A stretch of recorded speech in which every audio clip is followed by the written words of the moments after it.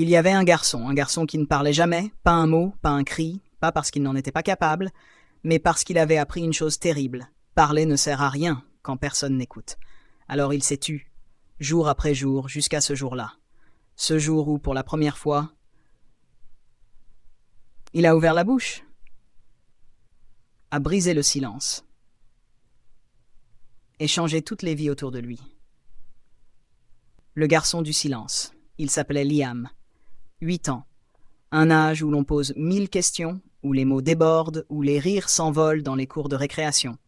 Mais lui, il était l'opposé du bruit. L'opposé de l'enfance telle qu'on la connaît.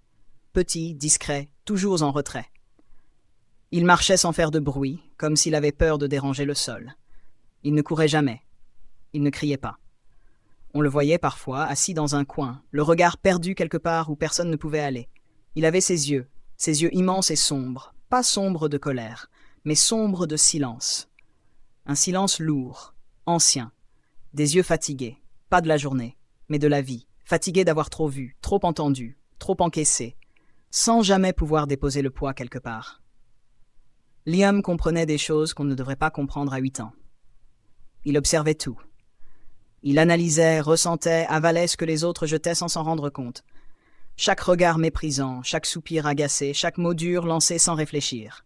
Il ne parlait pas. Pas un mot. Pas une plainte. Pas un nom. Pas un j'ai mal. Il avait enfermé sa voix quelque part, très loin là où personne ne pouvait la trouver. Certains disaient qu'il était muet. D'autres pensaient qu'il était bizarre. Mais la vérité, c'est qu'il était blessé. Il vivait dans un monde intérieur, un monde où il se sentait plus en sécurité qu'avec les adultes, qu'avec les autres enfants. Ce monde, il l'avait construit brique par brique, fait de silence, d'images, de souvenirs qu'il n'arrivait pas à oublier. Un mur l'entourait, un mur invisible, mais infranchissable. Un mur de silence, pas pour se cacher, mais pour survivre. Liam n'était pas absent, il était juste incompris. Et personne jusqu'ici n'avait vraiment essayé de comprendre. À l'école, Liam était là, présent sur le registre, assis à sa place, son cahier ouvert, son crayon entre les doigts. Mais il avait cette manière étrange d'exister sans vraiment occuper d'espace. Il ne faisait pas de bruit, il ne posait pas de questions, il n'attirait ni les regards, ni les sourires. Il ne levait jamais la main, pas parce qu'il ne savait pas, mais parce qu'il avait peur. Peur de mal répondre, peur d'être vu, peur que sa voix tremble, que son cœur s'emballe, que quelqu'un rit. Alors il se faisait tout petit, comme un animal fragile qui a appris que l'immobilité est la meilleure défense. Il écoutait. Toujours. Mais ne parlait jamais. Quand on l'interrogeait, il haussait les épaules, ou bien il baissait les yeux, comme si la question ne le concernait pas, comme si on s'était trompé de prénom. Sa bouche restait fermée, et à travers son silence, il espérait que l'instant passe vite. Il n'était ni le premier de la classe, ni le dernier. Il n'était pas le turbulent, ni le préféré. Il n'était rien de ce que les adultes remarquent. Il était le milieu flou, celui dont on oublie le nom à la remise des bulletins. Celui qu'on ne félicite jamais, mais qu'on ne gronde pas non plus. Autour de lui, les enfants étaient comme des tourbillons. Ils criaient, jouaient, se disputaient, se réconciliaient.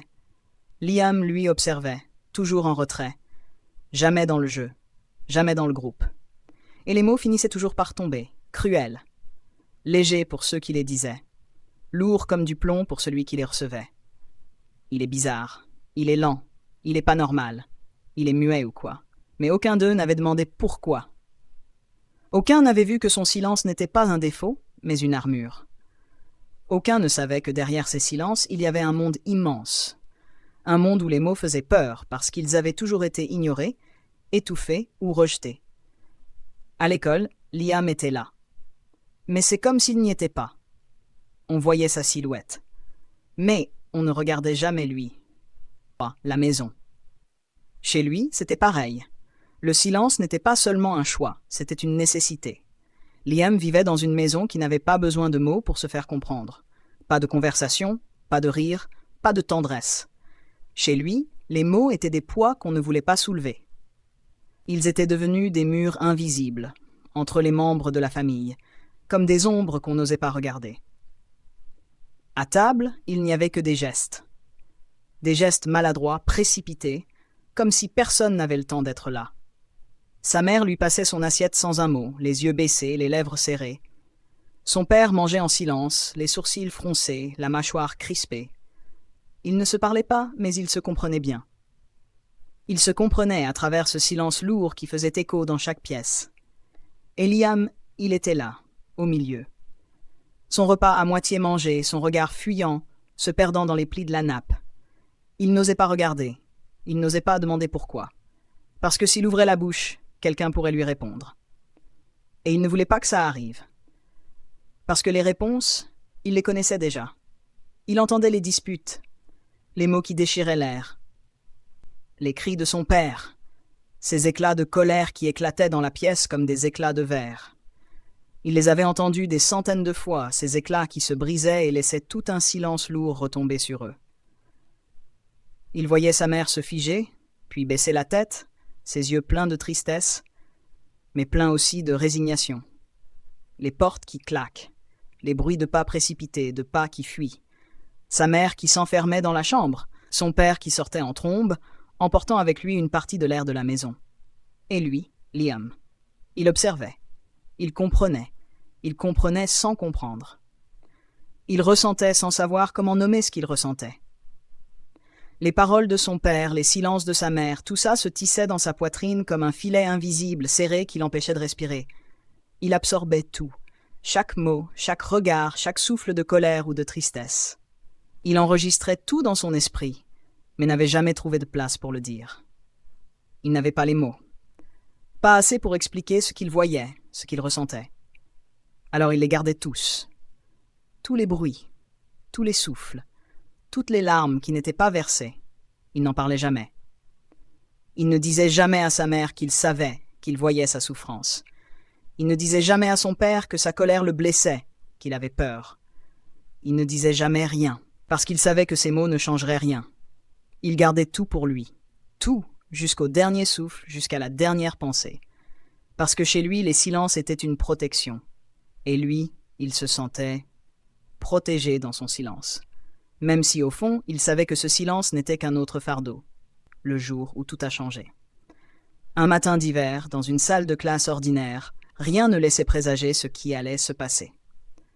Liam était là, comme tous les autres jours, assis dans le fond de la classe, ses mains crispées sur le bord de son bureau, ses yeux baissés, fixés sur son cahier.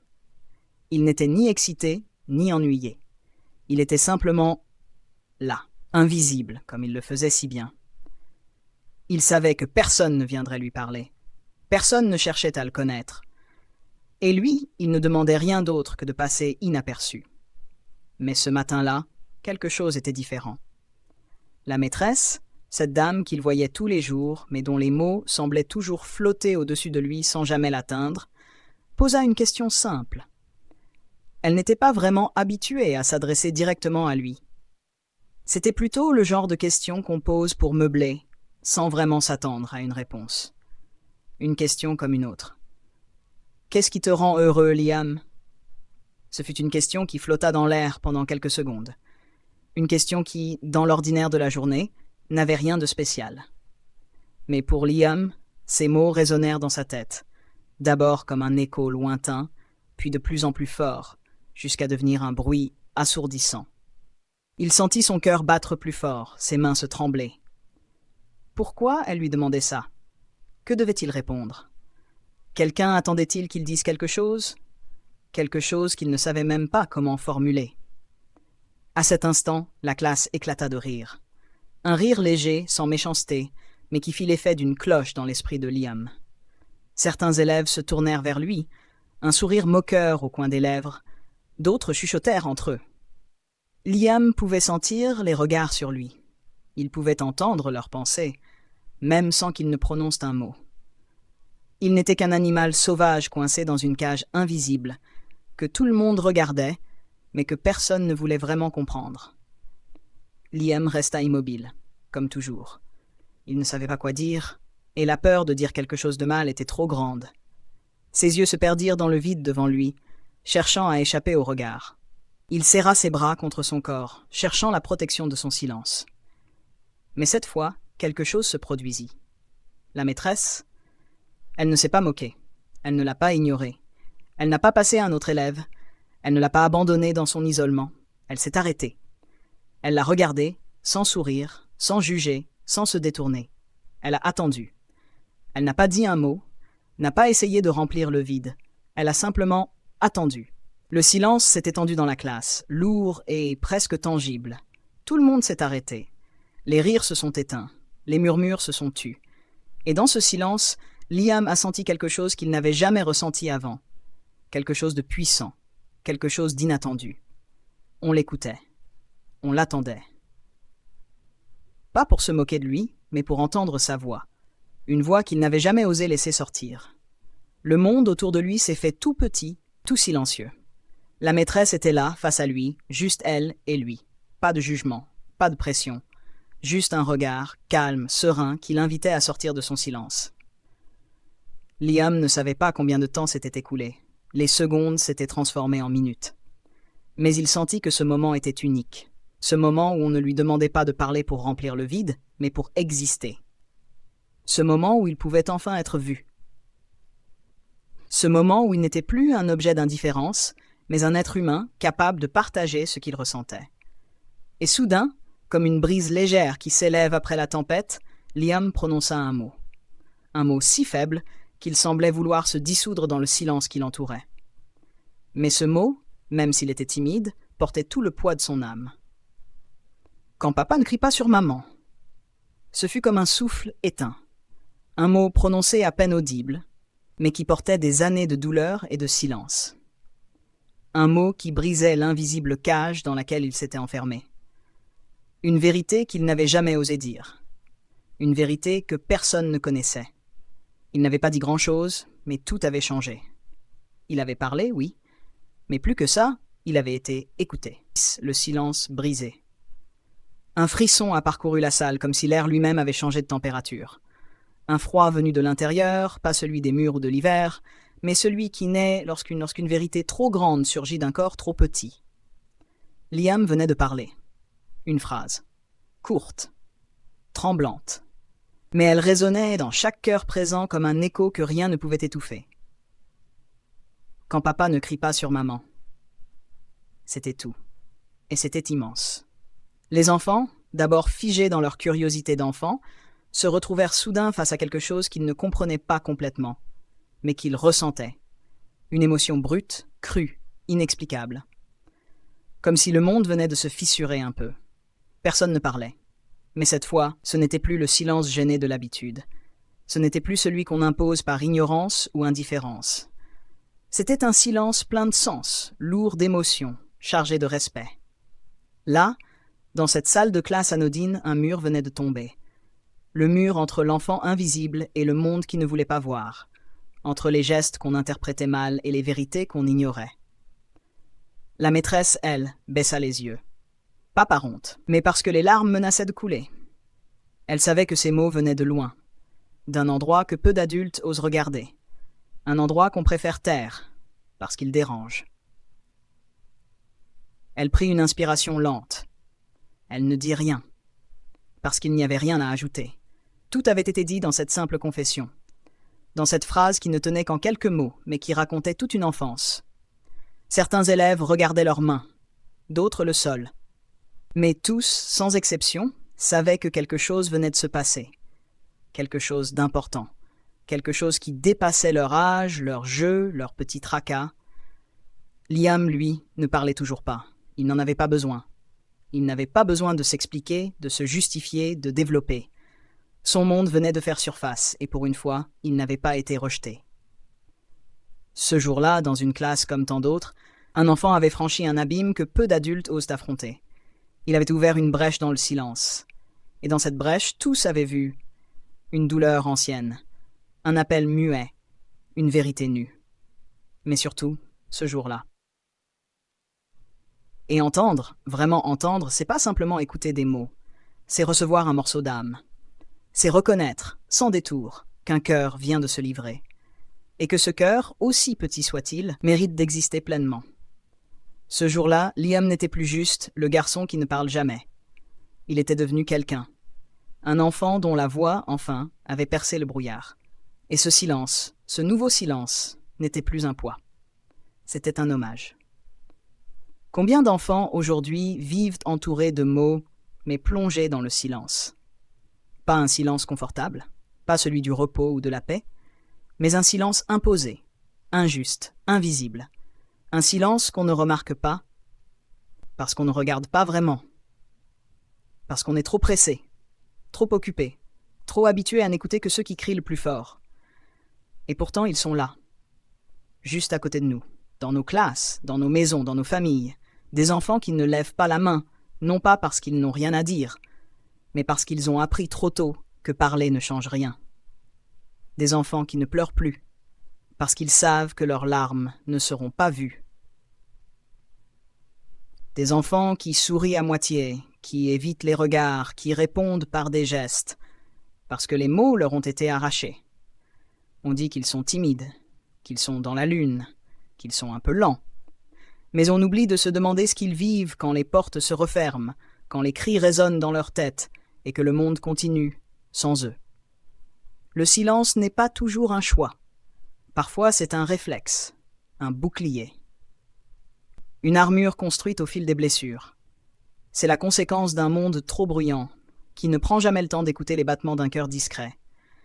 Et puis il y a ceux qui ne posent jamais de questions, les adultes qui passent à côté, les camarades qui ne s'arrêtent pas, ceux qui jugent, étiquettent, ignorent. Mais parfois, il suffit d'un seul regard sincère, d'une voix qui dit « Je suis là », d'une main qui ne force rien, mais qui reste ouverte. Car derrière le silence, il y a des cris qu'on n'entend pas, des appels au secours qu'on ne perçoit que si l'on s'arrête vraiment. Des mondes entiers intérieurs, faits d'émotions retenues, de vérités étouffées, de souffrances jamais partagées. Ce silence-là, ce n'est pas un manque de mots, c'est un excès de douleur. Et chaque jour où on passe à côté sans voir, chaque jour où l'on n'écoute pas, chaque jour où l'on préfère juger plutôt que tendre l'oreille, on ajoute une brique à leur mur. Alors aujourd'hui, prends une pause. Lève les yeux de ton écran. Regarde autour de toi, vraiment. Pas juste les visages qui sourient, pas seulement ceux qui parlent fort, qui plaisent, qui s'imposent. Regarde aussi ceux qu'on n'entend jamais, ceux qui marchent lentement, qui baissent les yeux quand on les regarde, ceux qui semblent à l'écart, dans leur bulle, mais qui, en réalité, retiennent un monde entier à l'intérieur. Parfois, les cœurs les plus lourds battent dans les poitrines les plus silencieuses.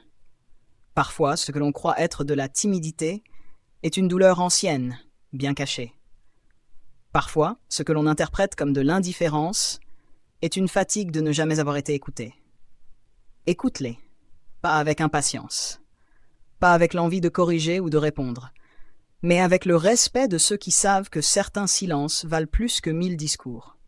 Et si toi, en ce moment, tu es ce garçon ou cette fille, celui ou celle qui n'ose pas parler, qui se sent invisible malgré la foule, qui se dit « à quoi bon? Personne ne m'écoute vraiment ». Alors écoute bien ces mots. Ton silence ne te rend pas moins important. Il ne te rend pas faible. Il ne te rend pas brisé. Ton silence raconte une histoire. Et un jour, peut-être pas aujourd'hui, peut-être pas demain, mais un jour, quelqu'un prendra le temps. Quelqu'un s'arrêtera. Quelqu'un verra au-delà des apparences, au-delà des murs. Et à ce moment-là, tu comprendras que ta voix a toujours compté, même dans l'ombre, même dans l'attente, même dans le silence. Parce qu'un seul regard attentif peut briser une solitude. Parce qu'un mot dit au bon moment peut rallumer une lumière. Et parce qu'au fond, ceux qui parlent peu sont souvent ceux qui portent en eux les vérités les plus profondes. N'oublie jamais ça. Ta voix vaut la peine d'être entendue. Et ton silence vaut la peine d'être compris. Ne sous-estime jamais le pouvoir d'un regard sincère. Pas un regard pressé, distrait ou indifférent, mais un regard qui s'attarde. Un regard qui dit « Je te vois, je te reconnais ». Ne minimise jamais l'impact d'une oreille vraiment attentive. Pas celle qui écoute pour répondre, mais celle qui écoute pour comprendre. Celle qui reste silencieuse mais présente. Celle qui ne juge pas, qui ne coupe pas et qui, simplement, accueille. Et surtout, n'oublie jamais la force d'une seule question. Une question simple, mais posée avec le cœur, sans attente, sans pression. Juste avec humanité. Car parfois, une seule phrase peut percer un mur bâti depuis des années. Un seul mot peut ouvrir une brèche dans une vie fermée au monde. Une seule présence peut devenir un repère pour quelqu'un qui n'en avait plus. Nous n'avons pas besoin d'être des héros, pas besoin d'avoir toutes les réponses. Parfois, il suffit d'être là, d'être vrai, et de poser la bonne question, au bon moment. Peut-être que toi aussi, un jour, tu seras cette personne. Celle qui entend, là où d'autres passent. Celle qui remarque, là où d'autres détournent les yeux. Celle qui, sans le savoir, change une vie. Avec une phrase. Avec un silence rempli de présence. Avec une main tendue au milieu du froid. Et peut-être aussi qu'un jour, tu seras de l'autre côté. Que quelqu'un s'arrêtera pour toi. Qu'une voix viendra briser ton silence. Et qu'enfin tu sauras que tu n'as jamais été seul. Parce qu'il suffit d'une personne, d'un moment, d'un mot. Et parfois, une simple phrase peut changer une vie.